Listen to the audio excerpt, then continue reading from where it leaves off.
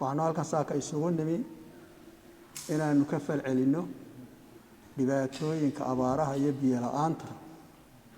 dalka soo food saaray waxaan isla garanay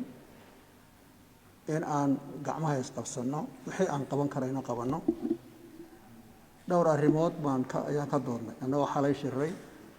shirka iyagan saakuna waa kii labaad iskuna soo noqon doona haddii ilaahay dhaho inaan arrimahaa si xoog leh uga falcelinno oo aan wax ka qabanno waxaan ka qaban karno ayaanu isugu nimin dhowr arrimood ayaa Soomaaliya inay isla ogaano mid waxa weeye adduunka ilaahay wax lama filaani way dhacaan coronavirus ayaa ka mid ah oo cid sii ogeyd coronavirus inuu imanayo ama daacuunkii dadka marin jiray bari hore inuu imanayo ama dhulkoo gariira waxaasi waa lama filaano meel walba uu ka dhacawana la isku gurmadaa laakiin sanad walba waqtigan oo kale in dad baa biyo la yiraahdo oo biyo la'aan loo dhinto haddana bisha May markay gaadho bisha shanaad iyo June iyo July la yiraahdo dadkiiba dadkii qaaday wax la inaga aqbali kara maaha mas'uuliyadaasi inaga iyo dawladda iyo dadka ay saaran tahay arrintaa haddaba dawladda Soomaaliyeed waxay aad iyo aad iskugu hawlaysaa talaabooyinkii ugu horreeyana ay qaaday in la soo afjaro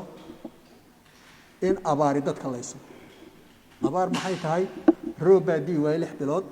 xoolihii baa wax cunaan waayeen biyihiina way dhamaadeen intaasoo rooba da'aya intaasoo biyo badda ku daraya inaan inagu wax ka qabanaa way tahay dawladda iyo dadka oo wada socdayna wax ka qabtaan ayay tahay ya maalin dhaweed Kismaayaan tagay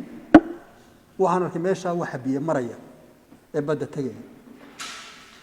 ilaa xagga sare marka tagtana dadku way ooman yihiin shaqa inaga inoo taala weeyaan waa shaqa inaga inoo taala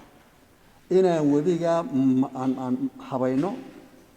oo aan dib u celino dhulka abaarto dhangeyno wadanko dhan saa u wareejino ay adduunyada samaysaa taasi inaan samayno wax inaga inoo yaalo weeyaan intaynaan samaynina cidna eersan mayne inaga ilaahay dareegeena ina dhigay imikii haatana dhibaato jirta abaar baa jirta dad baa biyala taasi waa waqti kale aynu ka hadli doonaa waxaan markaa go'aansanay waxa weeye in dadka gurmad degdeg la gaarsiiyo oo ay imika ugu adag tahay gedo sida warkaan ku hayno gedo ugu adag tahay qaar kale ku daba jiraan ay jiraan inagoo taas sameynayna inaynu haddana ka gaashaamano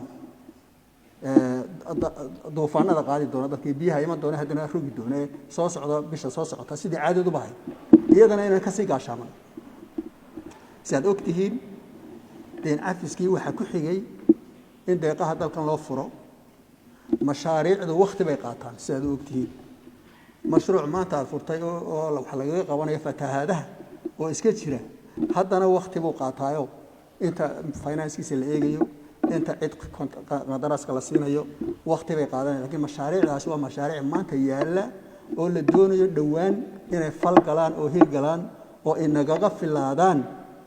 ya inta soo fato dadka laayo inaga filaadaan marka waxaan ku soo gabagabeynayaa aan gacmaha isqabsano ta hore xagga jirtana gacmaha isku qabsano long term-ka